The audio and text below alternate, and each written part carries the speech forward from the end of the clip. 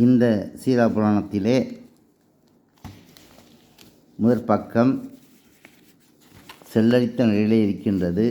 சீரா என்கிற புராணத்தை பற்றி நான் கூறினேன்.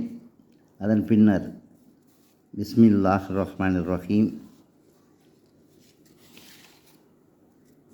என்ற இந்த பக்கத்திற்கு அடுத்தபடியாக பரிசோதித்த காரணம், புத்தகம் எப்படி இதுக்கு உண்மையான புத்தகம் எங்கே இருக்கின்றது என்பதை கூறிய பின்னர், பிஸ்மில்லாஹி இது திரு மக்கா நகரில் எழுந்தருளி மதினா நகரில் அரசியல் புரிந்த நபி முஹம்மது ஸல்லல்லாஹு அலைஹி வஸல்லம் அவர்களை பற்றி இயற்கையும் செயற்கையுமாகிய சீராவென்கிற புராணம் உமரு புலவர்களால் பாடியது. முதலாவது விழாதத்து காண்டம் காப்பு. திரு உருவாய் உருவாய் அறிவினோடு தெளிவிடத்து இந்த பாடலை பாடியிருக்கின்றார்கள், எழுதியிருக்கின்றார்கள். சிலர் இதை கூறுகின்றார்கள், ஏதோ அவர் அந்த காலத்திலே ஏதோ பஸ்ஸு ஃப்ளைட் எல்லாம் இருந்தது மாதிரி இந்த மாதிரி நினச்சிக்கிட்டு கப்பல்லாம் போன காலமெல்லாம் உண்டு. கப்பலில் மக்காவுக்கு போகிறதுக்கே முடியாதக்கூடிய காலத்தில் கப்பலில் போய் இறங்கினாங்க அந்த காலத்தில்.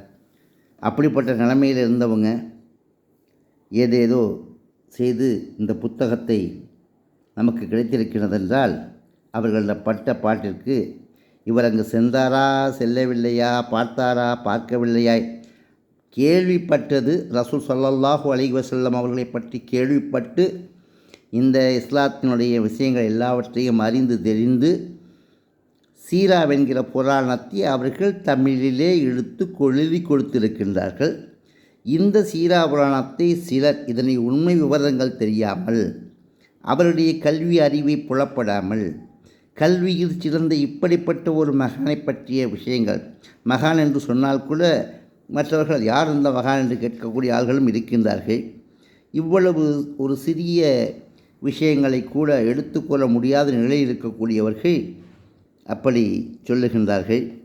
அவர்கள் சொல்லுகின்ற இந்த விஷயத்திலே இந்த புத்தகத்தை பற்றி அவர் என்ன கூறுகிறார் என்றால், இழித்திரும் ஆரவாரத்துக்கெதிரோர் நொடி நொடிப்பது போலும் ஒத்திருந்தது என் நூலேங்கிறார்.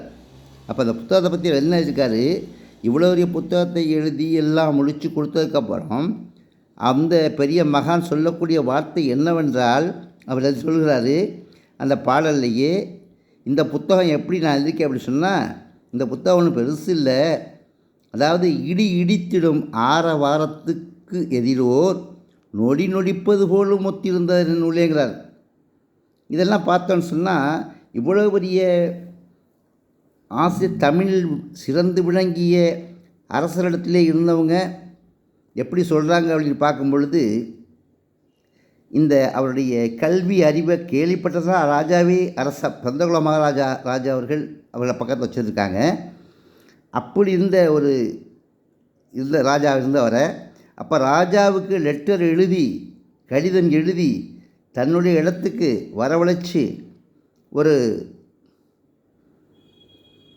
ஒரு பெரிய மனிதர் எந்த அளவுக்கு இருக்கா, செய்தைக்காதி மரக்காயர் அவர்களை பற்றி விவரங்கள் நமக்கு தெரிய வருது. அவர் எப்படிலாம் இருந்திருப்பார், எந்த அளவுக்கு அவர் இருந்திருக்காரு, ராஜாட்ட இருந்தவரையே கூப்பிட்டு தன்னுடைய இடத்துக்கு வரவழைச்சிருக்காருன்னு சொன்னால் அவருடைய ராஜா அவரை எந்த அளவுக்கு மதிச்சிருக்காருங்கிறதுலாம் நம்ம யோசனை பண்ணி பார்த்தோம்னா ரொம்ப ஒரு சிந்திக்க வேண்டிய விஷயமோ அதிசயமான விஷயமோ ஆச்சரியமான விஷயமாக தான் இருக்குது.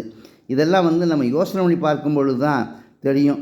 அதை நம்ம சிந்தித்து பார்த்தோம்னு சொன்னால், இந்த உமரு புலவர்கள் அவர்களெல்லாம் நம்ம ஒரு கேவலமான முறையில் பேசவெல்லாம் மாட்டோம். அவர் சொன்னார், அவருக்கு கேள்விப்பட்டு தான் அன்று செஞ்சுருக்காங்க. இன்றைக்கும் சில பேர் சொல்கிறத கேட்டு தான் சில பேர் சொல்கிறாங்களே ஒழிய உண்மையை யாரும் தெரிஞ்சு சொல்கிறதில்லை. நீங்கள் சொன்னால் எனக்கு தெரியும் அப்படிங்கிறது தான் உண்மையை ஒழிய, நீங்கள் சொல்லாமல் எனக்கு தெரியாது. அப்போது இல்லாமல் வராது, அல்லாமல் குறையாதுன்னு சொல்லுவாங்க. இல்லாமல் வருங்களா, அல்லாமல் குறையுமா? அதுபோல் இல்லாமல் வராது, அல்லாமல் குறையாத அவர் சீராக அவருடைய காலத்தில் 200 வருஷத்துக்கு முன்னாடி அவர் கேள்விப்பட்டதை வச்சு அவர் சிந்தித்து சீர்தூக்கி பார்த்து இந்த புத்தகத்தை அவர் எழுதியிருக்காரு. அதில் எடுத்தோடனே பாருங்கள், திருவினும் திருவாய் பொருளினும் பொருளாய் திரிவினும் தெளிவதைச் சிறந்த மறுவினும் மறுவாய் அணுவினுக்கு அணுவாய் மதித்திடா பேரொளி அனைத்தும் பொருவினும் பொருவாய் வடிவினும் வடிவாய் பூதலத்துளைந்த பல்லுகிரின் கருவினும் கருவாய் பெருந்தளம் புறந்த கருத்தணி பொறுத்தே என்று அவர் சொல்லக்கூடிய அந்த வார்த்தைகள் எல்லாம் ரொம்ப அழகான தமிழ், சுத்தமான தூய தமிழ், தமிழர்களுக்காக உள்ள தமிழர்லாம் தமிழுக்கு தமிழர்களாகிய நாம் எப்படி காலமாய் நாம் இருந்திருக்கின்றோம், தமிழிலே எவ்வளவு உயர்ந்த நிலையில் நாம் இருந்திருக்கின்றோம் என்பதற்கு சீராபுராணத்தை எழுதிய உமரப்புலவர்களுடைய வித்யாபிரபாவம் சொல்லக்கூடிய அவருடைய இந்த புலமையெல்லாம் நமக்கு ரொம்ப ஒரு ஆச்சரியப்படுத்தக்கூடியதாக தான் இருக்குது. இதெல்லாம் நமக்கு வரலாறாக இருக்குது. வரலாறுன்னா சாதாரணமாக நினைக்கக்கூடாதுங்க. இது ஒரு நல்ல ஒரு பயங்கரமான வரலாறு. இந்தப்பட்ட உண்மையான வரலாறுகளை நம்ம இன்றைக்கி யாராரோ என்னவோ மாதிரி பேசிகிட்டு இருக்காங்களுக்கா நம்ம புறக்கணிக்க வேண்டியதில்லை, நம்ம கொஞ்சம் கூட கவலைப்பட வேண்டியதில்லை. நம்மளுடைய உண்மை முகம் என்னவென்பதை தெரிந்து கொண்டே நம்மை சிலர் பழிக்க நினைக்கின்றார்கள், ஏமாற்ற நினைக்கின்றார்கள். அதிலெல்லாம் நாம் நிச்சயமாக தலைகுனியாமல் நிச்சயமாக நாம் வென்றெடுப்போம் நம் சமுதாயத்தை என்று கூறிக்கொள்கின்றேன். நன்றி, வணக்கம், மா அஸ்ஸலாமா, அல்ஹம்துலில்லாஹ்.